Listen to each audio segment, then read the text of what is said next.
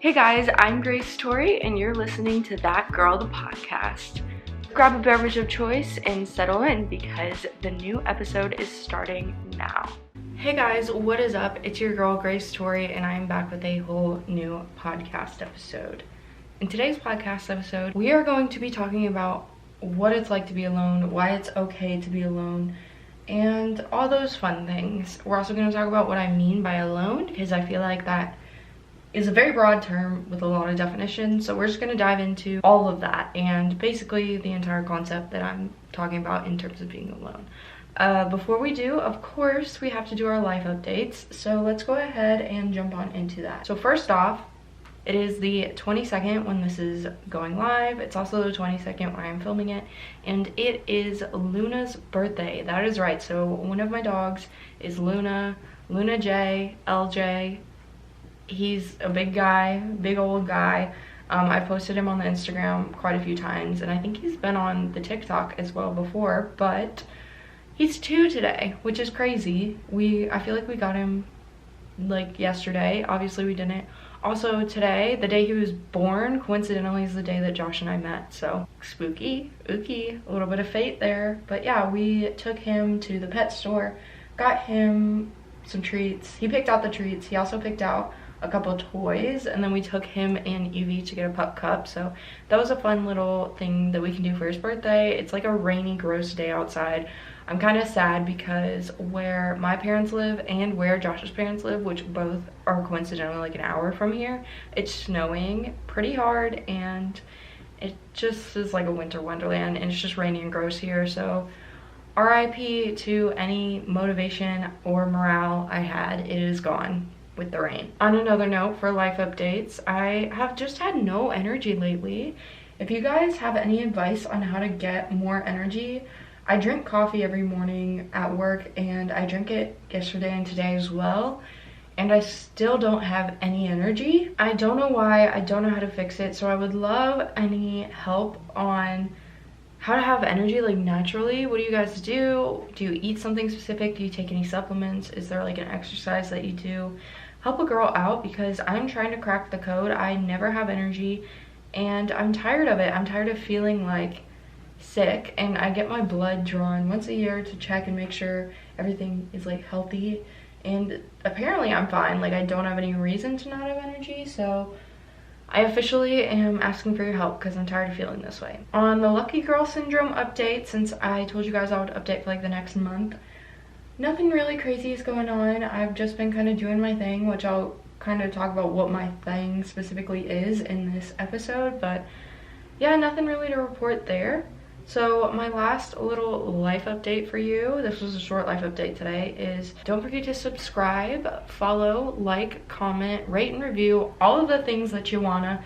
It really, really helps out my podcast more than you know. It helps me grow and bring more girlies into the community, because we all are just like fun, fresh, and working to better ourselves in a non-judgmental zone, you know, just living our best lives. I think that's it. Without further ado, let's jump on into the episode. Okay, so before we jump in, I want to start by saying that I feel like there is definitely a negative connotation around being alone or being a hermit or just stepping back from social activities. So for this episode, I just want to have a chill conversation about it, honestly. Talk about the stigma, talk about where I think it's healthy to be alone and where it starts to become a health risk, honestly, and what I mean by saying it's okay to be alone and where I'm at in my season of life with it. So that's basically what we're doing today. Super chill, super calm. If you want to grab a cup of tea and a blanket and you're at home, light a candle. This can be like a little self-care time for you. Paint your nails, put a face mask on. If you're driving, chill. This is just still a chill time, you know. Have a little calm sesh while you're driving, all the things. But basically that's what we're doing. It's not anything crazy. There's not going to be any like resources. This is just me and you having a conversation. And if you want to continue the conversation, you always can comment on this episode if you are capable of doing that, or you can comment on my most recent Instagram post or DM me if you feel more comfortable doing that. But let's go ahead and get this ball rolling. I have talked enough. So the first thing I want to say is that life is seasonal, and I've just been going through a season of being a hermit, life is very cyclical. It's not meant to be the same thing at all times, and I am definitely in a season of stepping back and just evaluating things from a different perspective and being more quiet, not as active. I'm not constantly pushing to get more things done and break goals and, you know, reach objectives. I'm still doing everything, but I think that instead of tackling it from a place of like go go go, I'm just doing all the things that I typically do. I'm not necessarily stopping doing anything. I'm just not progressing at all either. I'm taking some time to listen, let things flow in and out of my life, and be in a state of receiving, which I really talked about what that means. That's mainly just being in a feminine energy. If you want to watch my episode about that, I think it was 2 episodes ago. But I've just been like really open to, if things are meant to come into my life, they're going to come into my life, and I'm not pushing myself or feeling guilty if I don't want to hang out with friends or don't want to do something that I necessarily would feel I have to do to further my career or my life or whatever. And I'm just being very quiet and just listening to what life has to tell me.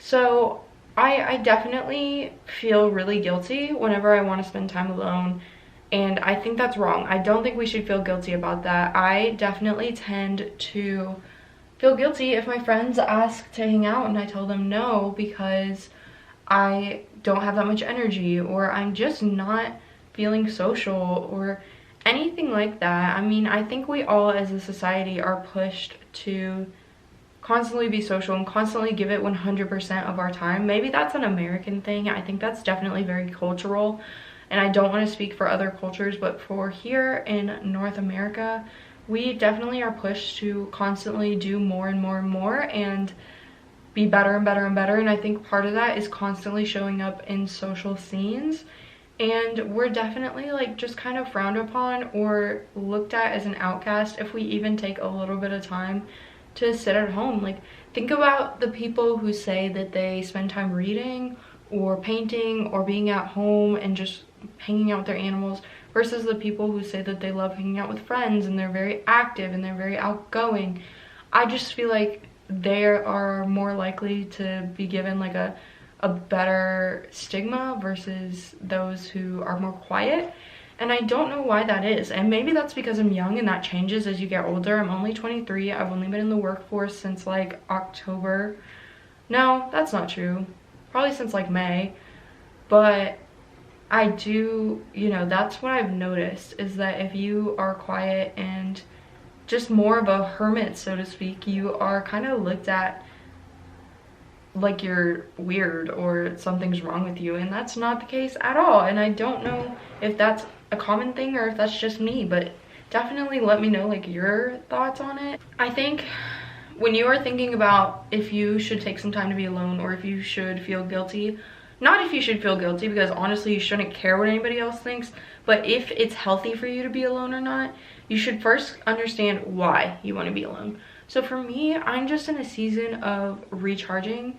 I'm in a season of needing to rest. My energy is lower than normal, and I am not just like hibernating for the rest of my life. I am still pushing myself to do things. It's just that when the opportunity comes to spend more time alone versus being more social, I'm usually opting to be alone. I also think that I'm trying to come up with ideas for how I should approach my goals going into the new year, and usually I'm very on the fly. Like, I pick things and I figure it out as I go, but I've just been approaching it differently. I've been in a season of planning versus just like doing it on the fly. I'm very thoughtful and just trying to put a lot of thoughts into it. So I know that when I'm planning goals, my greatest ideas are not going to come from me being exhausted, burnt out, and overtired. It's going to come from me being rested and ready to tackle that next thing and just in a creative mindset. So that's mainly why I am in a season of being alone, because I know that it's going to benefit me in the long run and help me achieve my goals. But I'm not going to say that you should completely ostracize. No, we're not. No, that's not English. I'm not going to tell you to completely ostracize yourself, because we all know that's not healthy. That's not what I'm talking about. You should still push yourself to go out and be social in some aspects. Like, I mean, I go to work for 9 hours a day. I'm with people all day, so I'm not just locked in my room in the dark, and I don't think that anyone should do that for a long period of time, and I'm not going to advocate for that. I understand that we all go through seasons where we need a little bit of time, but there should be a light at the end of the tunnel. You shouldn't just be alone indefinitely, and I think that that's when it becomes unhealthy. So definitely know what your why is for why you want to be alone, and if it's because you never want to step out on earth again, that's okay. You can take a day, you can be upset, but I'm not gonna advocate for you to just never come back again. Like, we want you here, and you need a balance. You need a good balance, and I'm going to talk about that in a second. But for me, I think that I want to say is that I'm just really focusing on getting quiet and letting life happen and listening to it, rather than being extremely proactive and social. And that's where I think that it's not really an issue if you want to be alone.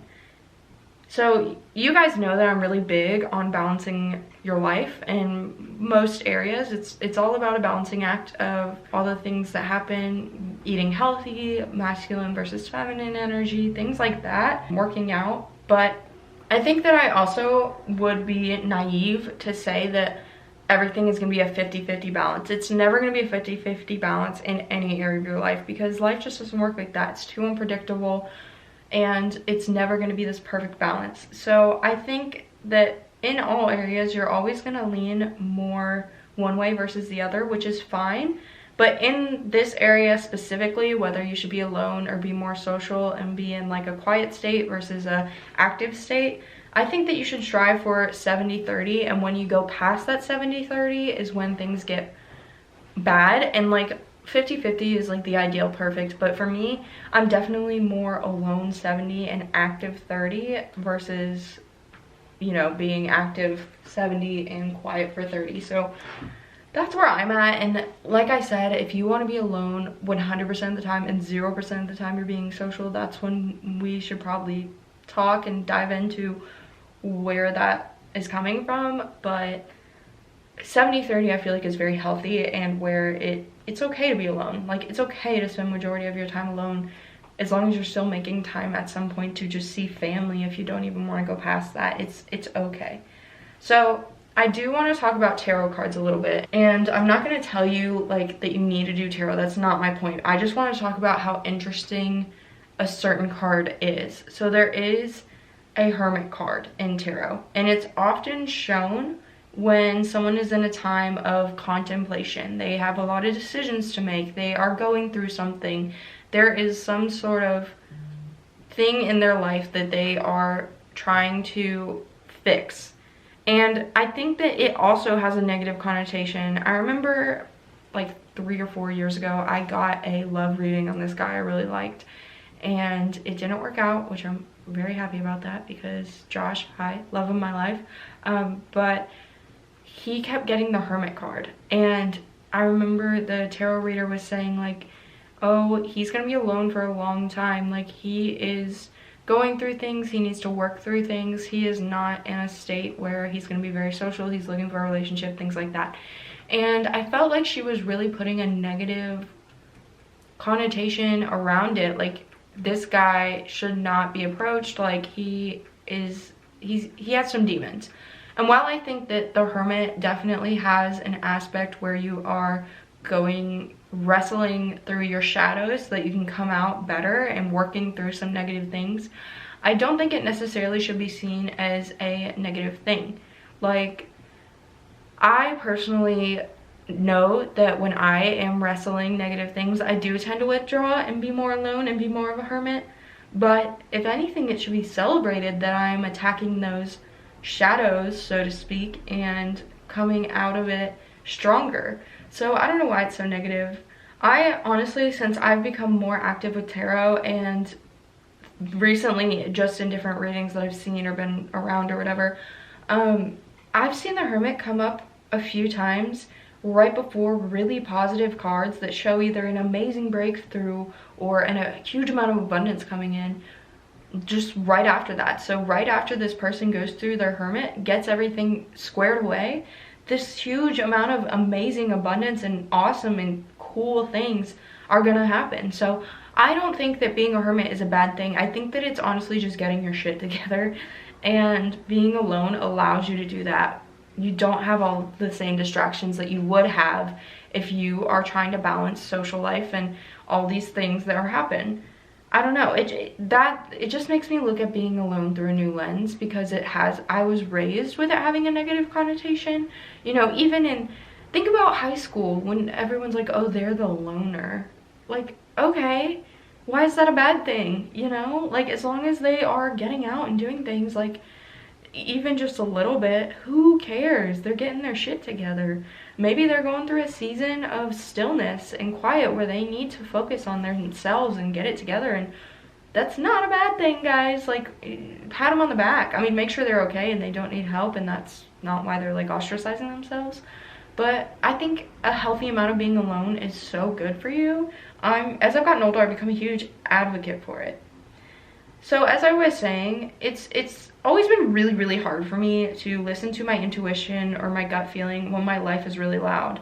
I have anxiety, I have a lot of expectations for myself as well as other people's expectations for me. And then just daily drama really, really clouds my judgment, and it makes it hard for me to know when my intuition is speaking and when my own anxiety, fears, drama, ego is speaking, and kind of, you know, kind of sailing the ship of what I'm gonna do next.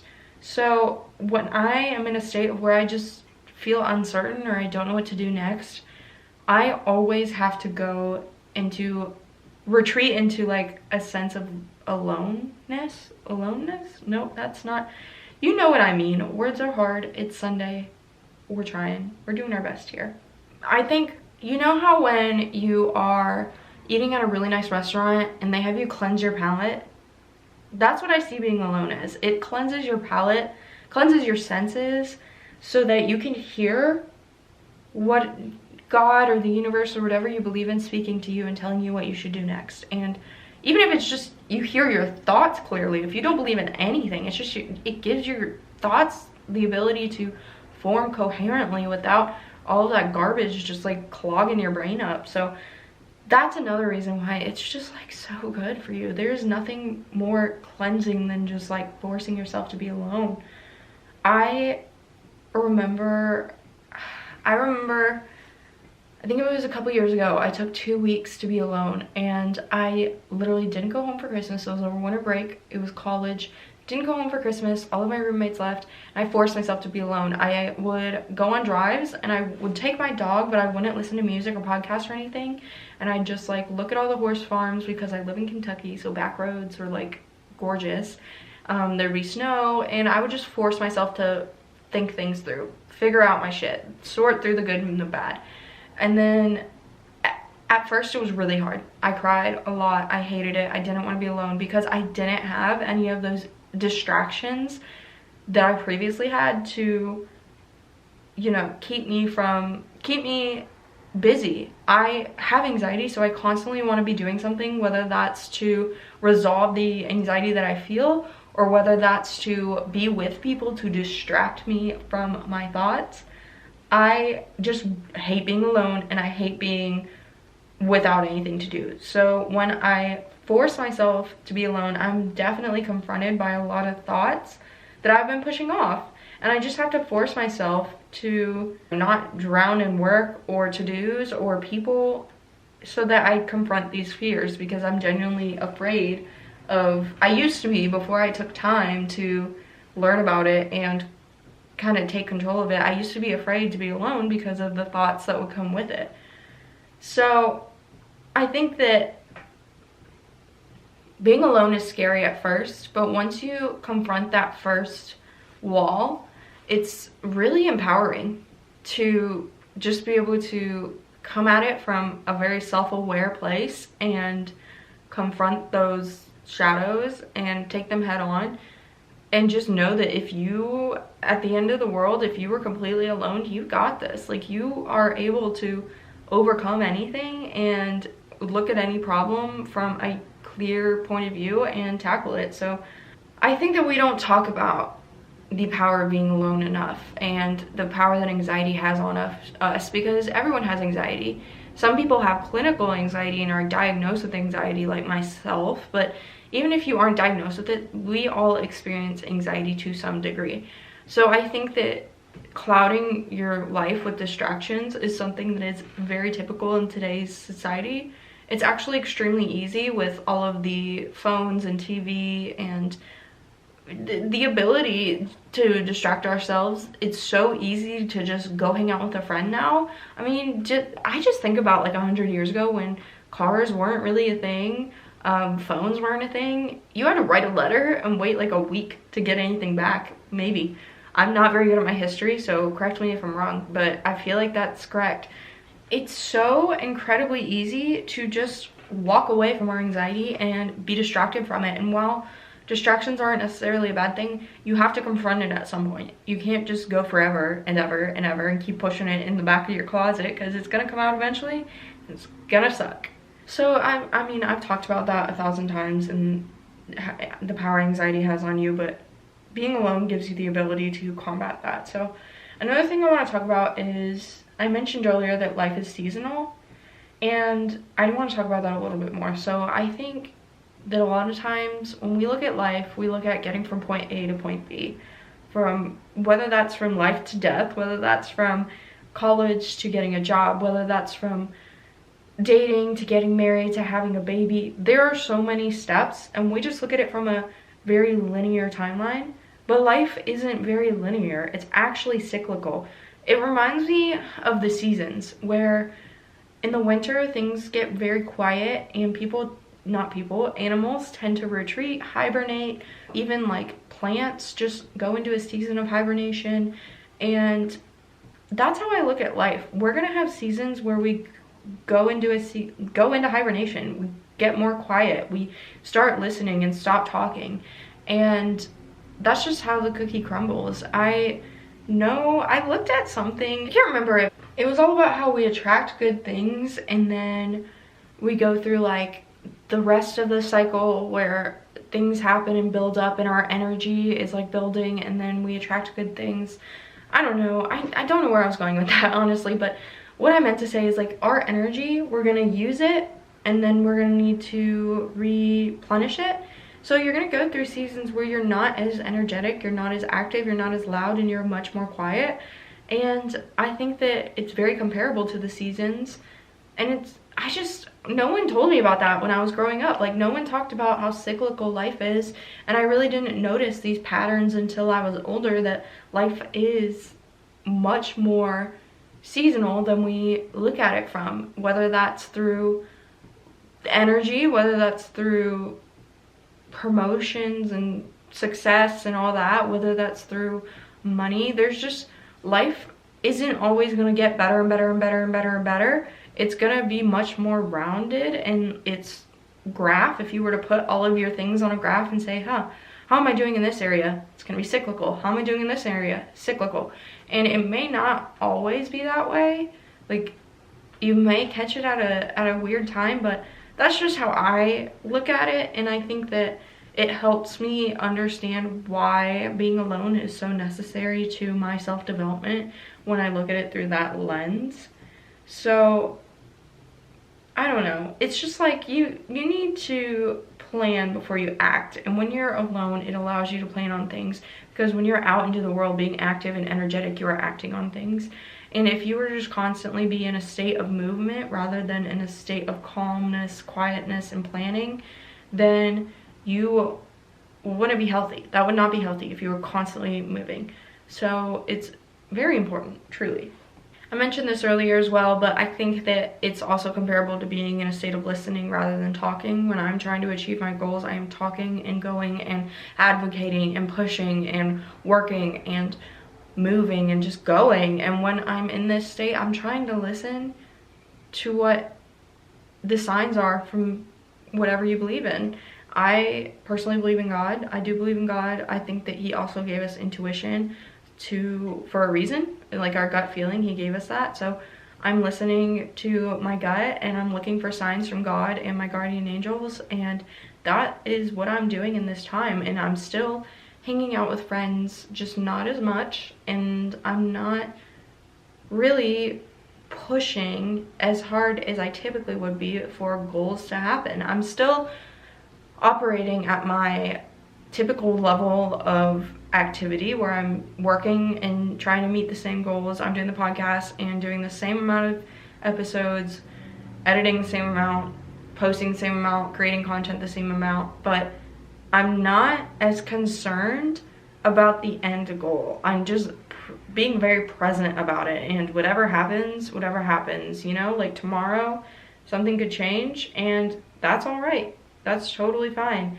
I am not really stuck to an idea of like something has to happen in the next few days and I'm gonna push for it to happen like I typically am. So I think that that's pretty much everything. I just want to leave you with being alone is empowering, and you just have to look at it through that lens. If you need help learning how to be alone and you want some advice from someone who's done it time and time again and still struggles with it but really has found the peace within it, definitely reach out to me and I'll be more than happy to help you thrive in this season of being a hermit. You know, all girlies need to be a hermit sometimes so we can complete our goals, and we need to normalize that. Normalize being a hermit, you know? So I think that's pretty much it. Thank you guys so much for listening, watching, being a part of this podcast. I love you so much. I am so grateful for everything that you do. You guys mean the world to me. On days when I don't feel like pushing through, I do it for you guys. I could just crawl under my blankets and watch a good YouTube video and cry, but you guys push me to do that extra, go that extra mile, because I know that you're proud of me, and some of you really do look up to me, and I want to be a great example for you and achieve great things to show you guys that you can do it too. If you don't mind leaving a rating or a review, if you're on Apple Podcasts or Spotify, all you have to do is click the stars. It takes 1 second, literally. If you want to leave a written review, don't be afraid to leave your Instagram because I will definitely shout you out. I check my reviews almost every day and I love you guys, and any kind words that you say to me, I really do take to heart, and they mean the absolute world. You guys are like my little sunshines. I love you so much.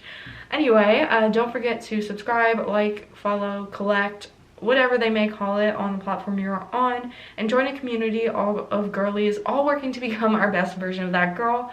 I literally could not get it out. My words were getting mixed up, but other than that, I upload every single Sunday and Wednesday. If you're watching this on Sunday night, I hope you have a great night. If you're watching this on any other day, I hope you have a great morning, afternoon, or night. I love you so, so much, and I will see you in my next podcast episode.